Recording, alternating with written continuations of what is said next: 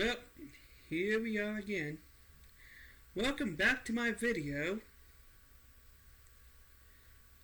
Whether you're watching on YouTube or Rumble, whichever one you happen to be watching it on, it seems like pretty much every time there's a shooting, there's always a new debate about gun control. Although, there's been two shootings this week, if I understand it correctly, or two recent shootings, days apart. There's been one in Texas, which I don't know. I don't think there's any. I don't know if there's casualties or not. I mean, like, if anybody's been killed, I know some people have been shot in that one, but I don't know if anybody died in that shooting yet. And then there's a recent one in Florida. So two shootings, one of them is getting more media attention than the other, for some reason. And that one, the one in Florida, that one sparked a lot of debate about gun control. Well, a lot of people in the comments are pointing out that that campus where the shooting happened at is a gun-free zone. So much for the gun control argument. Not to mention Chicago. So, here's my thoughts on gun control. Okay? Especially like we're talking about the United States. It will not work because criminals do not follow the law. How hard is that to understand? Okay? I mean, criminals are already fine with, doing a mass shooting, committing mass murder. They're already fine with that. That's also illegal. And the fact that those things are illegal didn't prevent the mass shooter from doing those things to begin with. Now, the guy in Florida, he used a gun that belonged to his mother, who was a sheriff. And I think that guy also had an accomplice with him. So, I don't know the details. I don't know all the details on that, but I do know enough to give some detail. But what I do know, I'm going to give my thoughts on that. Now, the guy's accomplice, I don't know anything about that, but the guy, one of the suspects, his mother is the sheriff, and they used one of her guns as the shooting, and the guy is 20 years old. I've seen a lot of comments about people blaming the mother, blaming his mother for this shooting. Like, well, why didn't she lock it up? Why wasn't it? It's because reports say that he had access to her guns. Now, presumably, if the guns were in a safe, I think like a gun safe or something, wouldn't he have access to the combination or the keys to open that safe or wherever it was stored? I mean, people are acting like the gun was out in the open. And I don't know if it was or not. We don't know. Okay? And the guy is 20. If there are no little kids around, I don't see what the problem is. Even if the mother did forget to put the gun up or something. Okay? Now, all reports are saying that he had access to the gun. I'm not seeing anything that says the gun was left out. I'm not seeing any details about that. People are assuming that the gun was in an unsecured location. And really this since it just happened, it's kind of too soon to know for sure. We don't know details. We don't know where the gun was at. However, like I said, if this guy's an adult, they're 20 years old, they only said, sorry, I had a comment, notification about a comment. They only said he had access to the gun. That does not mean that the gun was not in a secure location. That could mean that the gun could have been in like a gun safe or something, and he had the combination to it, and he knew the combination. Or if it happened, or if it was in something that requires a key, he had a key to wherever it was stored. That's what it could mean. Details are unknown. People are assuming that the gun was out in the open. And they're treating like it was negligence on the mother's part for some reason. Which, like, it's not like the guy is a toddler. I mean, I could see it being irresponsible if it was a toddler, if it was like a younger kid, if it was a little kid. But a grown man, 20? I mean, the guy is 20? I don't see what the problem is. Okay? The guy is 20. I mean, if you accidentally leave your gun out and forget to put it up around someone who is 20, then that should be fine. That should be safe. You would think. But we do not know if the gun was left out or if he had like a combination or a way to open wherever the gun was stored at, because people are assuming that the gun was out in the open when we don't know that for sure. And there's a few other comments which I think is someone trying to troll or rage bait or something. Some people are trying to say that the shooter was a Trump supporter or something. We do not know. Okay? We do not know the political affiliation of the shooter. Okay, that is an assumption. Nothing has been verified. And that has nothing to do with anything. Okay? Leave politics out of this, please. I see some comments saying stuff like, well, stop saying tragedy. This was planned. This is, yeah. Do people not know what the word tragedy means?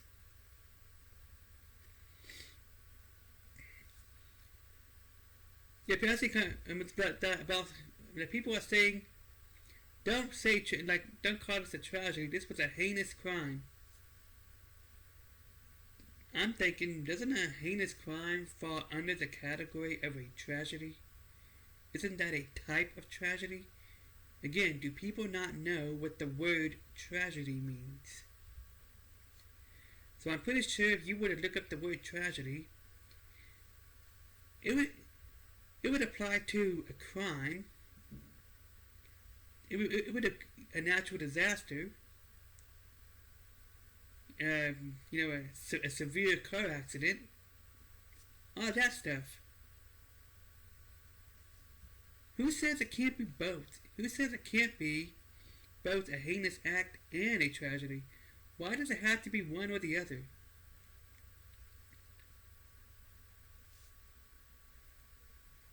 So yeah, there's some interesting comments.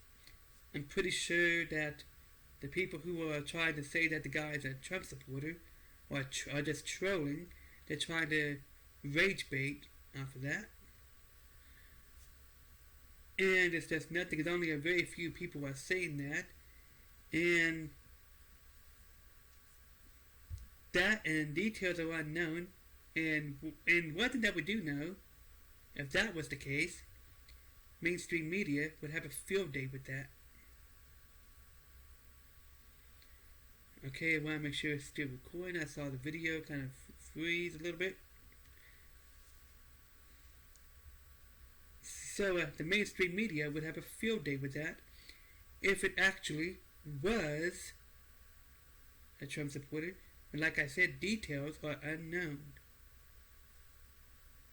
And even if it turned out to be one, it proves nothing. So, gun control laws will not prevent anything. It would not have stopped this. People are comparing it to other countries that has a smaller population, many of them do, than the United States. And like Australia and Japan are pretty much islands, so it's easier for them to restrict access to guns.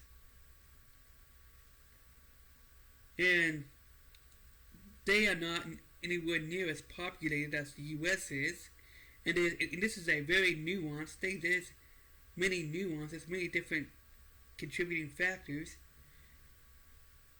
Many different factors that just doesn't exist in the U.S. and why it seems to work in some places but not in other places. So it will not work in the U.S. because number one, the Second Amendment, and we have so many guns.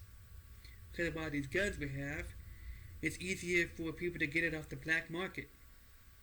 I mean, look at Chicago, with very strict gun laws, and still has shootings. Tell me, how successful was Chicago? Was gun control in Chicago again? Because I looked it up.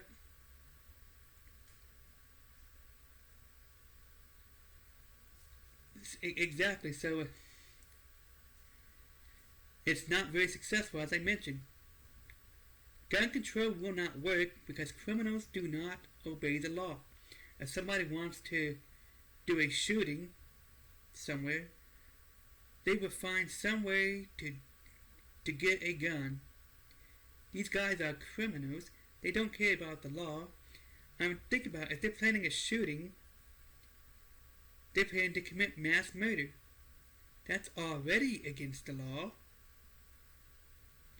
And it's not stopping them from doing it. Okay? It's not stopping them from doing it.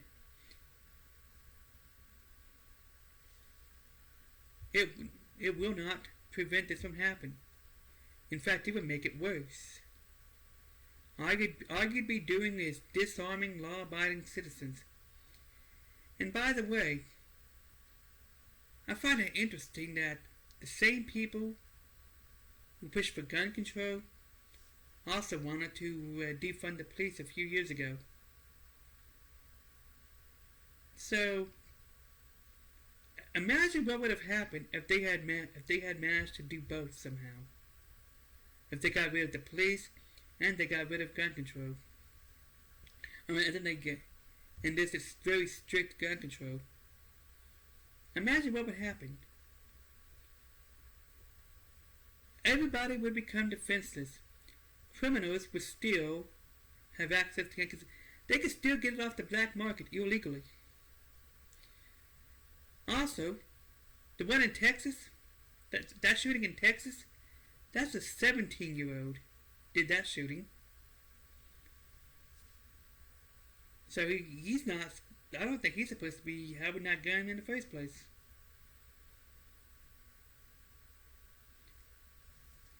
Although details are unknown about that one, at least unknown to me anyways. And that one in Florida, he pretty much stole his mother's gun with that shooting. Yeah, so if somebody wants to, that goes to show you, if somebody's planning to do something like that, they will find a way to do it. They will get a gun illegally off the black market if they have to. They might even steal it from somebody that they know. they'll find some way to get it. Gun control laws will not prevent mass shootings. Okay? It will not. And this was also at a gun-free zone.